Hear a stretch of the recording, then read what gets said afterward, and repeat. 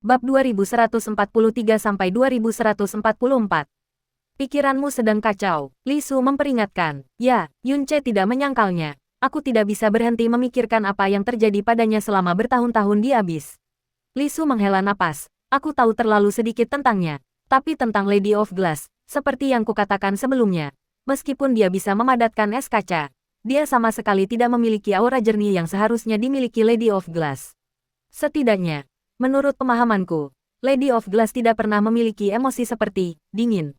Tapi, anomali ini tidak bisa dijawab dengan menyelidiki sekarang. Lagi pula, kau baru saja memiliki niat membunuh, dan Meng Kongchan ada di sampingmu.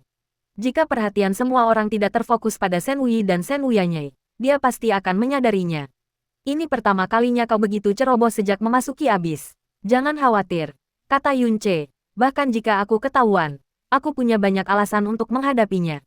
Setelah mengatakan ini, ia kembali menenangkan pikirannya, tidak lagi berusaha membantah atau mencari alasan, dan mengakui, oke, kau benar, aku memang agak menyedihkan hari ini.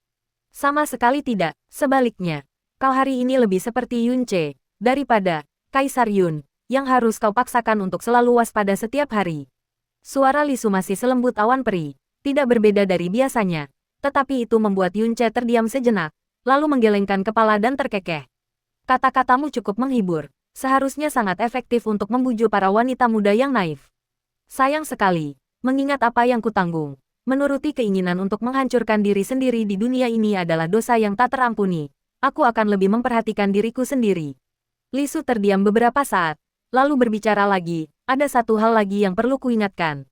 Ketika kau menatap Shen Wei, Hua Caili menatapmu sepanjang waktu. Jantung Yunce berdebar kencang. Oh tidak, sekeras apapun Yunce mengingatkan dirinya sendiri dan menjaga pertahanannya. Ia bukanlah makhluk jurang tak berjiwa. Di dunia ini, selalu ada hal-hal yang akan meninggalkan kekosongan dalam kehendaknya, seperti Xia Qingyue.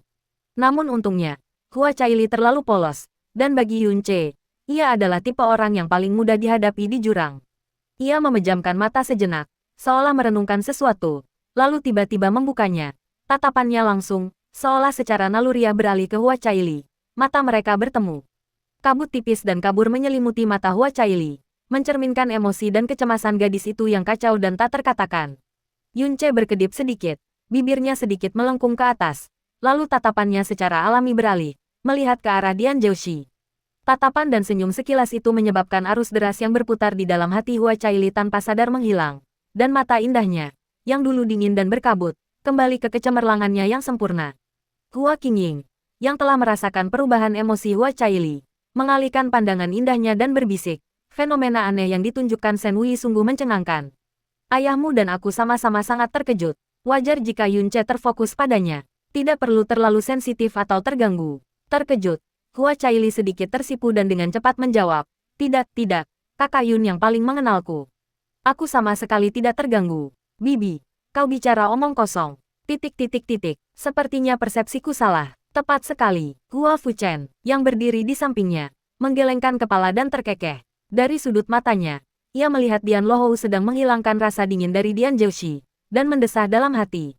Sebagai dewa nomor 1 di kerajaan 6 dewa, kekuatan Dian Lohou sungguh luar biasa. Saat ini, rasa dingin di tubuh Dian Zhouxi telah sepenuhnya hilang. Meskipun wajahnya masih agak pucat, ia baru saja pulih dari rasa dinginnya. Dengan tingkat kultivasi Dian Zhouxi, ia akan pulih dari radang dinginnya dalam waktu singkat, tetapi ia masih ditopang dengan hati-hati oleh Dian Sansi. Tiba-tiba, Dian Sansi merasakan tatapan setajam jarum menusuknya. Tatapan ini jelas-jelas agresif, dan seolah sengaja ingin ia menyadarinya. Sebagai pemuda terkuat kedua di kerajaan ilahi Shenluo setelah Dian Zhouxi, Dian Sansi tak tahan dengan provokasi semacam itu. Tatapannya langsung menajam, mengikuti arah tatapan itu, dan matanya bertemu dengan mata Yunce. Yunce menyipitkan matanya sedikit. Bibirnya berkedut hampir tak terlihat, sebelum mengalihkan pandangannya dengan santai. Tangan Dian Sansi tiba-tiba mengencang. Ia melihat ejekan di mata Yunce, dan lebih jelas lagi, kata-kata yang terucap tanpa suara di bibirnya. Sampah, Dian Zhouxi, yang masih lemah karena luka-lukanya, merasakan sakit yang luar biasa dari cengkeraman jari-jari Dian Sansi. Ia menoleh dan bertanya, Sansi, ada apa? Dian Sansi buru-buru melepaskan genggamannya, memaksakan senyum. Tidak apa-apa. Hanya saja, aku benar-benar tidak rela. Ia tak kuasa menahan gertakan giginya saat mengucapkan beberapa kata terakhir. Namun, Dian Zhouxi berasumsi bahwa Dian Sansi tidak rela menerima kekalahannya, dan malah tersenyum dan menghiburnya. Kemampuanmu rendah, jadi kau harus menerima kekalahan ini. Mengenai hinaan, itu dari dewa tak dikenal, tak perlu dimasukkan ke hati. Dian Sansi membuka mulutnya, di atas tanah suci, di hadapan Kaisar Jurang. Dengan semua yang mulia hadir, ia tak mampu menjelaskan. Namun tatapan tajam itu kembali menyerang. Mata Dian Sansi mengeras. Tatapannya tertuju pada Yunce. Namun menghadapi tatapannya yang menakutkan, Yunce tidak menunjukkan rasa takut atau khawatir. Sebaliknya, senyum yang lebih lebar tersungging di wajahnya. Meskipun diam, penghinaan, ejekan, dan hinaan menghantam jiwanya bagai air pasang. Lihat, aku merebut Hua Caili, tunangan Dian Zhouxi. Dan Dian Zhouxi bahkan tidak berani melawan. Sampah, lihat, putra dewa pertama yang katanya dihajar sampai jadi anjing mati beku. Sampah, lihat, kau tahu segalanya, tapi kau tidak berani kentut sedikit pun. Sampah, putra dewa pertama, hahaha, di mataku, kau hanya bahan tertawaan. Pengecut nomor 1 di kerajaan dewa, kau sedang dalam amarah yang tak berdaya. Oh, seperti dirimu, seperti semua sampah seperti dirimu. Yang bisa kau lakukan hanyalah mengamuk tak berdaya. Kau bahkan tidak sebaik anjing liar yang menggonggong. Pandangan Dian Sansi kabur, meski hanya sekilas. Tatapan Yunce terlalu tajam, terlalu mengejek, bahkan bukan tatapan seseorang yang merendahkan yang lemah, melainkan lebih seperti rasa iba terhadap serangga malang yang menyedihkan. Kebencian yang sedari tadi menggerogoti hatinya, hampir mendidih lagi karena tekadnya yang kuat, kini berkobar. Dian Lohou tiba-tiba menoleh ke arah Dian Sansi, yang napasnya jelas-jelas tak teratur. Dian Sansi menarik napas dalam-dalam dan menundukkan kepala, berkata, "Ya Tuhan, tak seorang pun berani mempermalukan saudara Zhouxi seperti ini. Aku sungguh." Dian Lohou mengalihkan pandangannya dan berkata dengan suara berat, "Seorang pecundang seharusnya memiliki kesadaran sebagai seorang pecundang. Jika kau tak mau, anggaplah ini sebagai penyemangat dan balas dendam 10 kali lipat di masa depan. Sedangkan untuk wanita gila dari Yongye itu, tak perlu kau hiraukan." Dian Sansi menjawab, lalu menundukkan kepalanya cukup lama tanpa berkata apa-apa lagi, hanya giginya yang terkatup rapat, tak mampu rileks. Kenapa? Kerajaan ilahi Shenluoku jelas merupakan kerajaan ilahi terkuat. Meskipun saudara Zhouxi kalah, ia pernah menjadi putra ilahi nomor 1. Ia jelas tidak melakukan kesalahan. Ia jelas bersikap toleran. Ia bersabar. Ia mempertimbangkan gambaran yang lebih besar. Itu jelas merupakan perjanjian pernikahan yang dianugerahkan langsung oleh Kaisar Yuan. Jelas, kesalahannya ada pada Yunce, Hua Caili, kerajaan penenun mimpi, dan kerajaan lipat langit. Mengapa saudara Jiuzi dan kita yang menanggung penghinaan ini? Krak, krak, samar-samar ia mendengar suara giginya retak. Saat itu, sosok Shen Wei telah kembali ke tengah penghalang, tetapi tak seorang pun menantangnya untuk waktu yang lama. Tatapannya, sedingin kolam dalam di malam hari, tertuju langsung pada kerajaan penenun mimpi. Dewi penenun mimpi Meng Jianxi, mohon pencerahannya. Seperti yang diharapkan, Meng Jianxi tetap tenang dan kalem. Ia melangkah maju dan berkata terus terang, "Meskipun aku selalu menganggap diriku luar biasa, dalam pertarungan antar alam yang sama, aku bukanlah tandingan Dewi Shenluo. Dan oleh karena itu, aku bahkan lebih kecil kemungkinannya untuk menandingi Dewi Malam Abadi. Karena itu, aku tak punya pilihan selain mengakui kekalahan tanpa malu." Jawaban Meng Jianxi sungguh tidak mengejutkan. Alam Linglong Xuan yang tak terjelaskan itu, aneh yang menjungkir balikkan semua pemahaman, tidak menantang adalah pilihan paling rasional, dan pilihan yang tidak akan mengundang ejekan. Hahaha, tawa yang sangat melengking itu terdengar tanpa rasa terkejut. Inikah putra dewa kerajaan penenun mimpi? Dia bahkan tidak punya keberanian untuk menerima tantangan. Apakah kau, generasi penerus kerajaan dewamu, akan menyerahkannya kepada sekelompok sampah tak berguna ini? Meng Kongchan berkata dengan tenang. Seorang dewa mengucapkan kata-kata yang begitu memalukan kepada seorang junior di depan umum, sungguh pantas menyandang gelar dewa tak dikenal. Dengan bimbingan dewa tak dikenal, kerajaan dewa malam abadi pasti akan makmur dan semua makhluk hidup akan bangga. Shen Wuyanya mencibir, kerajaan dewa yang mimpinya busuk sampai ke akar-akarnya, pewaris dewa yang bahkan tidak berani menerima tantangan, kerajaan penenun mimpimu hanya pantas bersujud di kaki malam abadiku di masa depan. Apa hakmu untuk mempertanyakan kerajaan dewa malam abadiku? Meng Kongchan mendengus dingin, tak lagi menanggapi, dan sama sekali tak menunjukkan amarah. Meng Jianxi memilih untuk langsung mengakui kekalahan, hanya menyisakan Zetian di antara para dewa yang belum memasuki arena. Tepat ketika semua orang mengira Hua Caili juga akan memilih untuk menghindari pertempuran, Seberkas cahaya putih jernih melintas, dan sosok gadis itu dengan anggun mendarat di penghalang, menghadap langsung ke arah Shen Wei. Hua Fuchen tanpa sadar mengangkat tangannya. Biarkan dia mencoba, kata Hua Qingying dengan tenang. Pedang Kylie sudah cukup untuk menghadapi Linglong Xuanji. Hua Fuchen sedikit mengernyit, lalu tiba-tiba tampak menyadari sesuatu. Matanya menunjukkan keterkejutan yang tak tersamar. Maksudmu, Kylie, dia menatap tatapan Hua Fuchen yang jelas-jelas kebingungan. Hua Qingying mengangguk pelan. Ini awalnya kejutan yang dia persiapkan untukmu, dan juga kartu truf yang dia asa keras untuk meminta hadiah dari Kaisar Abis. Ia tiba-tiba mendesah pelan, menatap kedua orang di penghalang, dan berkata dengan nada melankolis.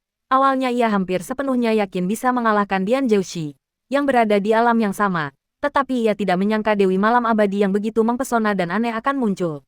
Kylie ditakdirkan untuk tidak mendapatkan apa yang diinginkannya, karena ia ditakdirkan untuk tidak mendapatkan apa yang diinginkannya. Mengapa? Hua Fuchen berhenti di tengah kalimatnya, lalu mengerti, dan mendesah dengan campuran rasa geli dan tak berdaya.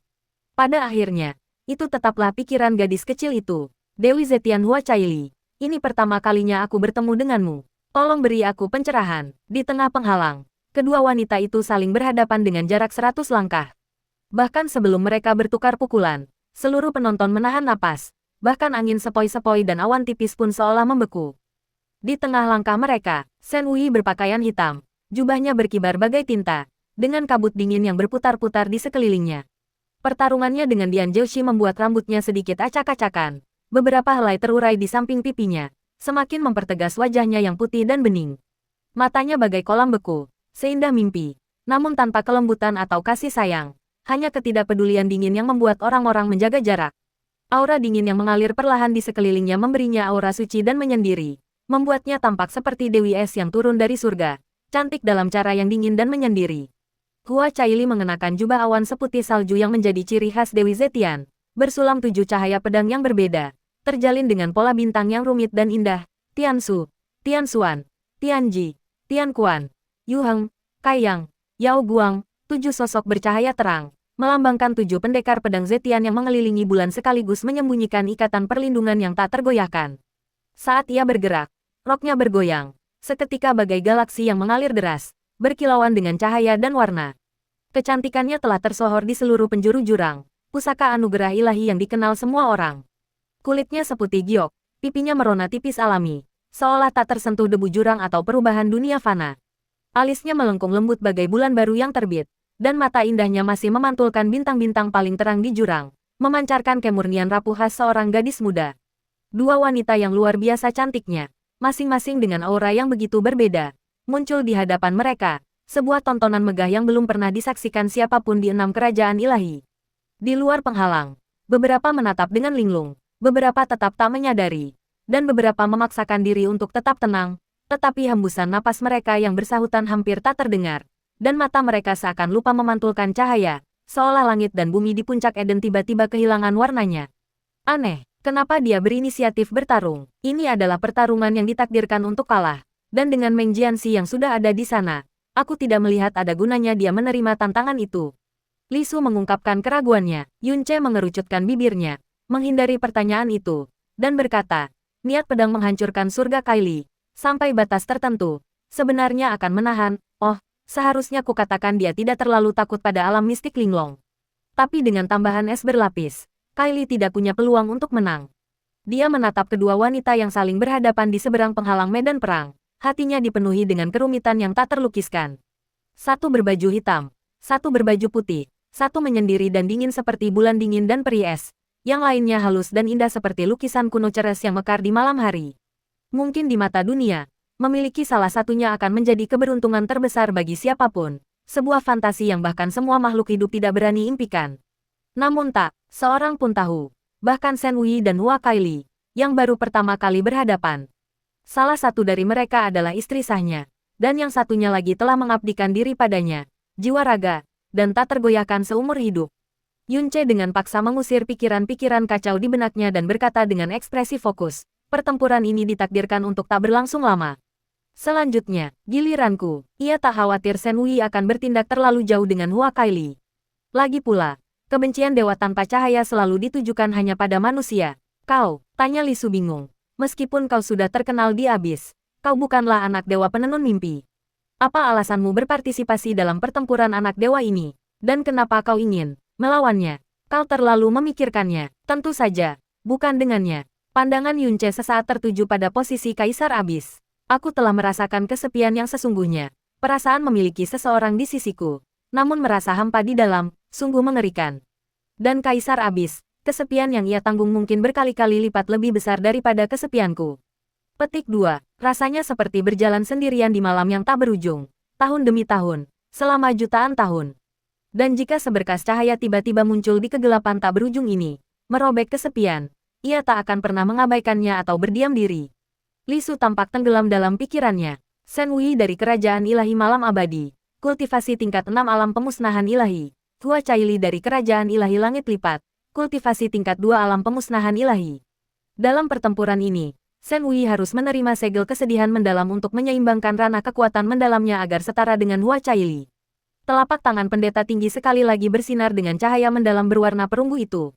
Kemudian, cahaya mendalam ini melesat keluar, menembus penghalang dan mendarat di Shen Wei.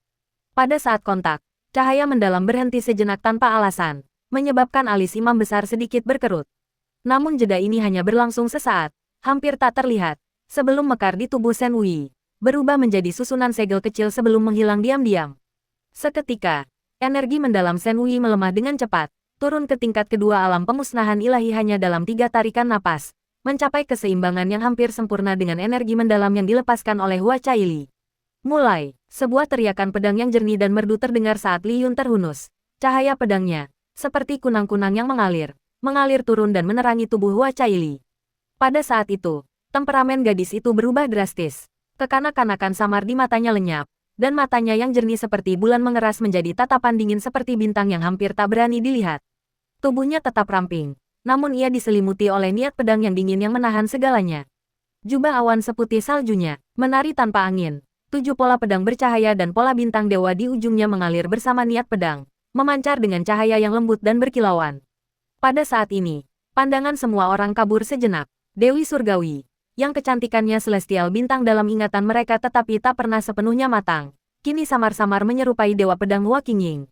Pupil mata Kaisar sedikit bergeser sesaat. Shen Wei mengangkat tangannya, pedang tanpa hati menunjuk secara diagonal ke kakinya, tetapi dia tidak melepaskan serangannya. Juga tidak memadatkan es berkilau, dengan jelas menunjukkan bahwa dia ingin Hua Caili menyerang terlebih dahulu. Niat pedang di mata Hua Caili telah memadat menjadi bintang dingin yang bahkan lebih menusuk. Jari-jarinya, yang memegang pedang, ramping dan putih, dan aura yang berputar di antara jari-jarinya telah menyatu mulus dengan cahaya pedang dari pedang awan kaca, menyebarkan aura tak terlihat yang jernih dan halus di sekelilingnya. 7 sinar pedang pucat berputar diam-diam di sekelilingnya. Kebanyakan orang bahkan tidak menyadari ketika ketujuh sinar pedang ini mengembun. Hua Caili sedikit mengangkat matanya, dan ke arah tatapannya, seolah-olah udara pun terkoyak oleh kekuatan pedang, beriak dengan gelombang halus. Tanpa gerakan atau perubahan aura yang terlihat, sebuah sinar pedang melesat keluar, membawa garis putih tipis, mengarah langsung ke Shen Wei. Shen Wei tidak bergerak, sinar pedang itu menembus tubuhnya, lalu tiba-tiba berhenti tepat pada saat itu. Bayangannya lenyap, dan wujud asli Shen Wei sudah berada di sebelah kiri Hua Caili, hampir dalam jangkauannya. Ruang alam mistik indah bergeser. Namun, saat wujud asli Shen Wei muncul, sinar pedang tiba-tiba memasuki pupilnya, tak lebih dari setengah kaki dari alisnya. Meskipun pergeseran tak terduga dan seketika itu mencegah lawannya untuk segera mengunci kembali indera spiritualnya pada target, sinar pedang ini tampaknya telah dipersiapkan sejak awal, menyerang hampir seketika ia muncul. Dalam jarak sedekat itu, dengan sinar pedang yang datang begitu tiba-tiba, Shen Wei lengah, tanpa cara untuk menghindar, hanya mampu menjalani pergeseran spasial kedua. Asteris Swash, cahaya pedang menembus udara, meninggalkan bekas pedang pucat yang bertahan lama. Wujud asli Shen Wei muncul di langit kanan atas di atas Hua Caili. Pada saat yang sama ia muncul, 2 cahaya pedang datang dari kiri dan kanan, masing-masing. Momentum pedang Shen Wei bahkan belum dimulai, dan ia nyaris tidak berhasil berbalik. Kedua cahaya pedang menyerempet melewatinya, tetapi segera 2 cahaya pedang lainnya mengikuti dari dekat. Cahaya pedang yang telah menyerempet melewatinya juga tiba-tiba berubah arah, 2 di depan dan 2 di belakang, menghalangi semua rute pelariannya.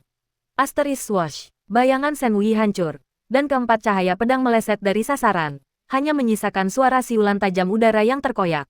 1000 kaki jauhnya, wujud asli Shen Wei muncul, melirik ke samping ke arah lengan kanannya. Sebuah robekan sepanjang beberapa inci muncul di pakaian hitam di bahu kanannya, memperlihatkan kulit seputih salju dan luka pedang yang berdarah. Keheningan singkat menyusul, lalu keributan. Tak seorang pun menyangka bahwa dalam pertarungan pertama antara kedua wanita itu, Shen Wuyi akan terluka. Bahkan Dian Zhouxi, hingga kekalahannya, gagal melukai Shen Wuyi secara fisik. Mungkinkah itu niat pedang penghancur langit yang legendaris? Meng Jianxi bertanya dengan heran. Ku dengar 3 tahun yang lalu, Dewi Penghancur Langit, setelah menyelesaikan pelatihannya, tidak hanya menembus alamnya tetapi juga memahami niat pedang penghancur langit. Namun pamanku sangat yakin bahwa itu hanyalah mitos, karena bahkan Dewa Pedang Senior pun belum mampu memahami pedang penghancur langit pada usia itu.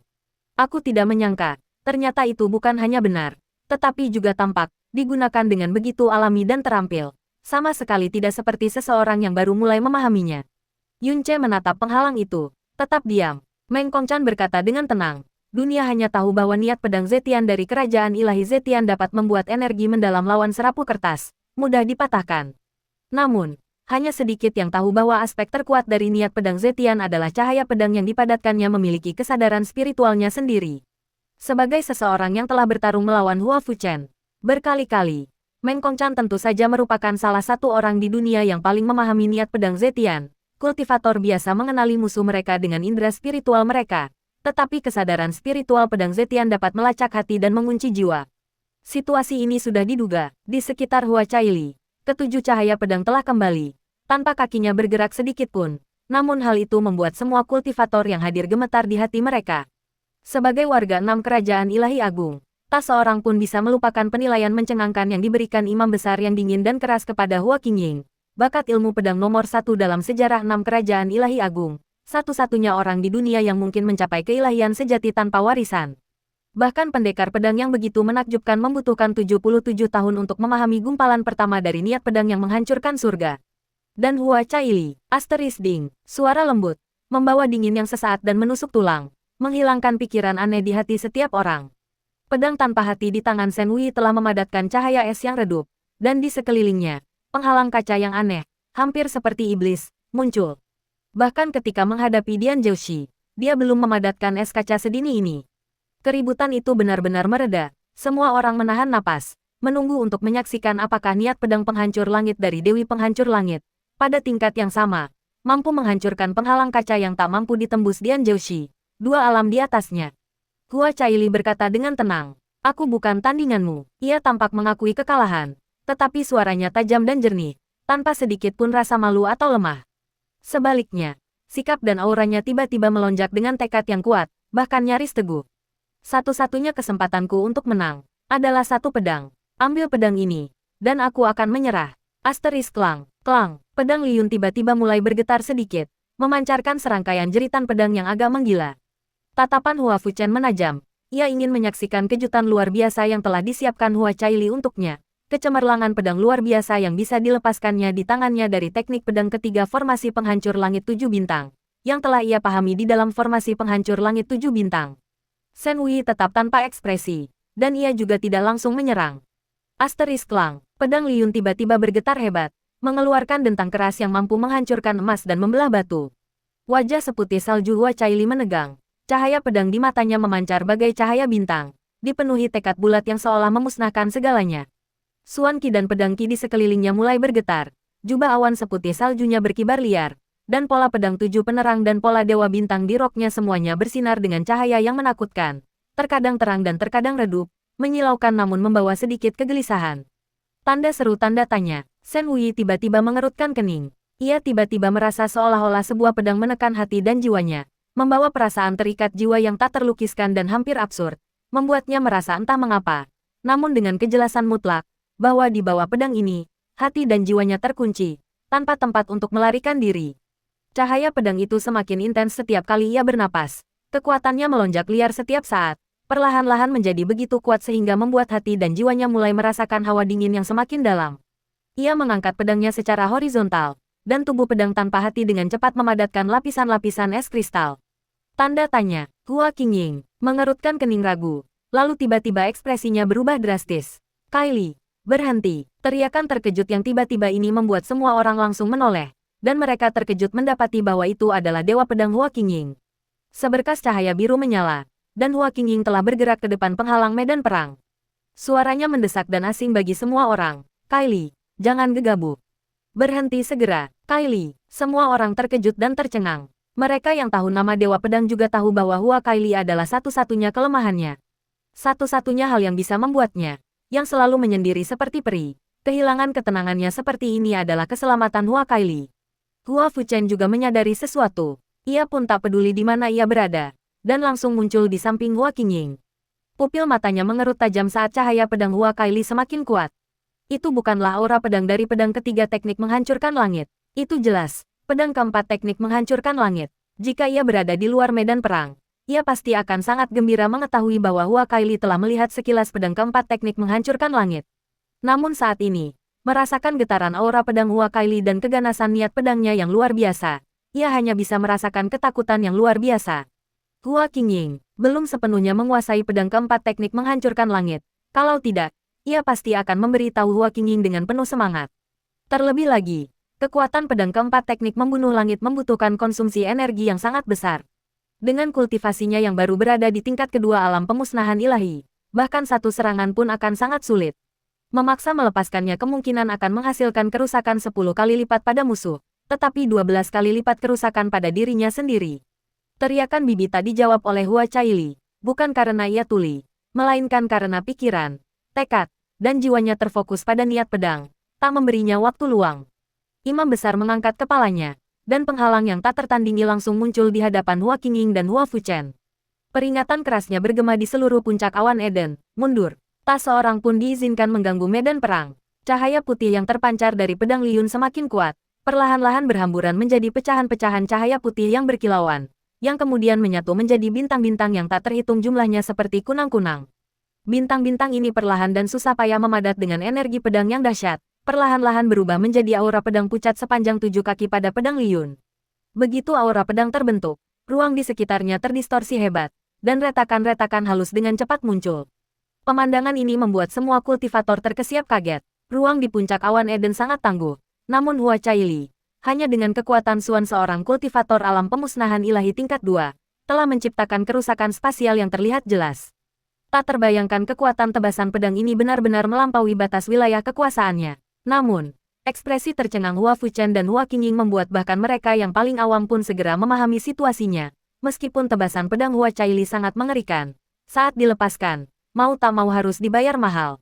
Mereka terguncang dan bingung. Dalam pertemuan Tanah Suci sebelumnya, Dewi Zetian paling tidak menyukai perang.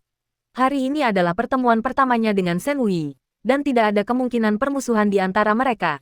Pertempuran putra ilahi pada akhirnya hanya menyangkut sebagian kecil reputasi kerajaan ilahi dan janji kaisar.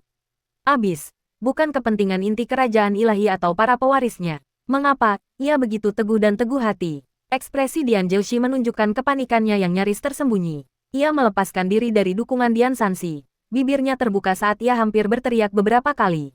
Wajah Yun Ce tetap tenang, tetapi dadanya sedikit naik turun. Pedang Shen Wei dengan cepat mengembun menjadi es sebening kristal. Ketika pedang tanpa hati diarahkan ke depan, bilah rampingnya dihiasi puluhan teratai es kecil yang tembus cahaya. Namun pedang itu melepaskan aura es mengerikan yang seolah membekukan bahkan tatapan yang paling tak terlihat sekalipun. Di tengah cahaya pedang yang kacau, mata indah Hua Kylie akhirnya terbuka perlahan. Matanya memancarkan kecemerlangan murni dan tanpa celah seorang gadis muda, namun juga membawa tekad murni yang tak terpahami orang lain. Sinar pedang dan bintang yang tak terhitung jumlahnya saling bertautan, begitu indah, namun membawa kekuatan yang dingin dan menghancurkan dunia. Pedang Liyun, yang membawa energi pedangnya, menusuk, dan untuk sesaat, langit dan bumi terdiam. Hua Qingying mendesak kesakitan. Ia tahu bahwa saat kekuatan pedang itu meletus, Hua Kylie akan terluka parah. Namun ini adalah puncak awan Eden, dan ia ditakdirkan untuk tak mampu menghentikannya. Satu-satunya pilihan adalah melindunginya saat pertempuran berakhir. Pedang Shen Wei terhunus di saat yang sama, dan di sepanjang lintasannya yang lurus, teratai es yang tak terhitung jumlahnya mekar dengan keindahan yang tak berujung, mempesona, dan mengharukan. Dunia menjadi sunyi senyap, semua orang lupa bernapas, dan aliran waktu terasa melambat. Di pupil terlebar mereka, sosok kedua wanita itu terpantul jelas, bersama dengan energi pedang dan bunga es yang mendekat. Hingga pada suatu saat, mereka akhirnya bertabrakan dan bertumpang tindih. Dunia tetap sunyi senyap, tak ada kristal es yang pecah, tak ada energi pedang yang membelah udara. Bahkan tak ada sedikit pun suara energi mendalam yang menembus kehampaan. Di antara Hua Caili dan Shen Wei, sesosok putih muncul. Ia mengulurkan kedua tangannya. Tangan kirinya menyentuh pedang Liun dengan satu jari. Tangan kanannya menunjuk pedang Jueqing dengan satu jari. Energi pedang, bunga es, dan bahkan seluruh energi mendalam yang terpancar dari tubuh mereka lenyap sepenuhnya. Seolah-olah sebuah tangan tak terlihat telah langsung menghapus mereka dari dunia, tanpa meninggalkan jejak kehancuran.